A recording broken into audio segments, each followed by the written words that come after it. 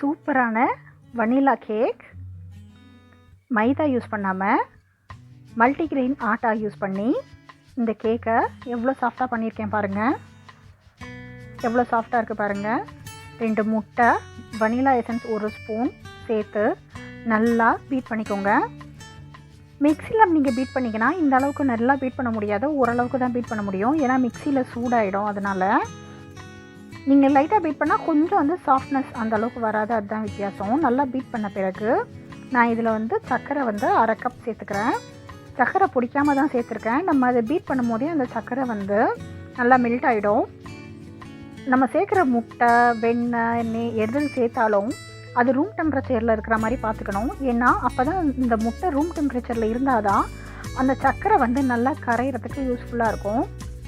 கிட்டத்தட்ட ஒரு 5 to 7 minutes போல் ரெண்டுத்தையும் அடித்து எடுத்துட்டேன். அதுக்கப்புறமா இதில் 2 ஸ்பூன் போல் தயிர் சேர்த்துக்கிறேன். அதையும் சேர்த்து நல்லா பீட் பண்ணிக்கிறோம். எந்த அளவுக்கு இதை பீட் பண்ணுறோமோ அந்த அளவுக்கு கேக் நல்லா சாஃப்ட்னஸ் கொடுக்கும்.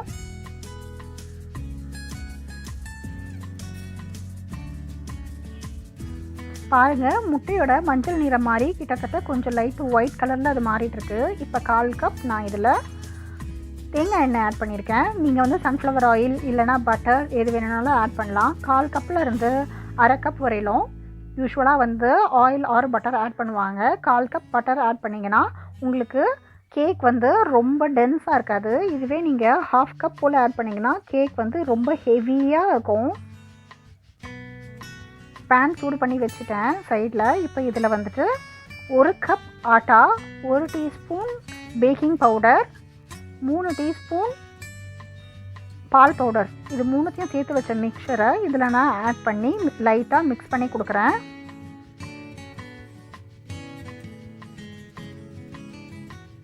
சரியாக மிக்ஸ் ஆக்க முடியல, கட்டிப்படுது. அதனால தான் பிளெண்டர்லேயே இருக்கிறதுலே ஸ்லோ ஸ்பீடில் லைட்டாக அதை ஒய்ப் பண்ணணுன்னாக்கா அது வந்துட்டு உங்களுக்கு ஜாஸ்தியாக பீட் பண்ணாமல் லைட்டாக ஒய்ப் பண்ணி அதை எடுத்துக்கலாம். இதில் நான் வந்து டூட்டி ஃப்ரூட்டி ஆட் பண்ணிக்கிறேன். நம்ம பால் பவுடர் ஆட் பண்ணுறதுனால ப்ளஸ் வந்து வனிலா எசன்ஸ் ஆட் பண்ணுறதுனால இதுக்கு ரொம்ப நல்ல ஒரு ஃப்ளேவர் இருக்கும் இந்த கேக்குக்கு. நான் வந்துட்டு சாதாரண ஆட்டாக்கு பதிலாக மல்டிகிரெயின் ஆட்டா யூஸ் பண்ணியிருக்கேன். So multigrain atta, Aashirvaad atta use பண்ணியிருக்கேன். இது வந்துட்டு ஒரு நல்ல ஒரு ஃப்ளேவர் இருக்கும் அந்த ஆட்டாக்கு. அந்த ஃப்ளேவர் எனக்கும் ரொம்ப பிடிக்கும். அந்த ஃப்ளேவரோட இந்த கேக் வந்து ரொம்பவே நல்லாயிருக்கும். சாதாரண ஆட்டாவை விட மல்டிகிரெயின் ஆஷிர்வாத் ஆட்டாவில் இது ரொம்பவே நல்லா வருது. சிம்மில் இந்த கடாய் வந்து 5 மினிட்ஸ் நல்லா சூடாக இருந்தது. ஐயோ, நான் வந்து இதில் பட்டர் வந்து போட மறந்துட்டேன். மேலே வந்து கொஞ்சம் பட்டர் இல்லைனா எண்ணெய் வந்து லைட்டாக அந்த கடாயில் தடாவி கொடுக்கணும்.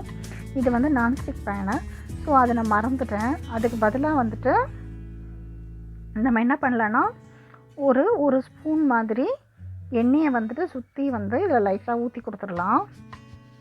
நம்ம வந்து இருக்கிறதுலையே உங்களுடைய வீட்டில் இருக்கிற பர்னரில், சின்ன சைஸ் பர்னரில் இருக்கிறதுலேயே எவ்வளோ கம்மியான டெம்பரேச்சர் வைக்க முடியுமோ அவ்வளோ டெம்பரேச்சர் வச்சுட்டு நல்லா ஒரு 20 to 25 மினிட்ஸ் ஆர் 30 மினிட்ஸ் வரலையும் கூட விடலாம்.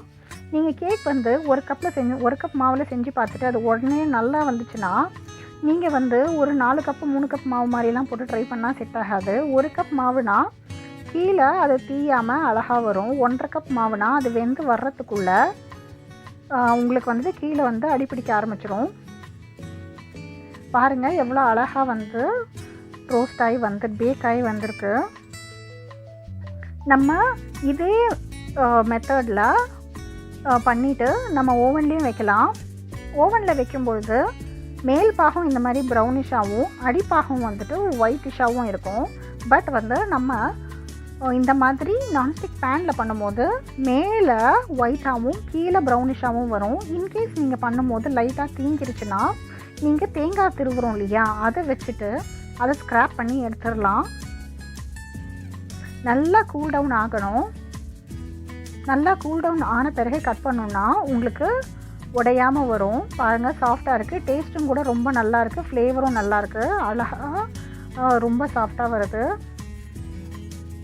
மேல் பாகம் இந்த கலர் ரொம்ப அழகாக வந்திருக்கு. நம்ம கேக் பண்ணிவிட்டு ஒரு 15 நிமிஷத்துக்கு மேலே ரொம்ப அலர்ட்டாகவே இருக்கணும். அந்த கேக் ஸ்மெல் வர ஆரம்பித்த பிறகு அடுத்து ஒரு 2-3 மினிட்ஸ் கழிச்சுட்டு நம்ம அதை ஓப்பன் பண்ணிவிட்டு நம்ம வந்துட்டு ஒரு குட்டியாக ஒரு நைஃப் விட்டு பார்த்தோன்னா வெந்துருச்சான்னு செக் பண்ணிடலாம். சூப்பராக ரெடி ஆகிருக்கு. ட்ரை பண்ணி பாருங்கள்.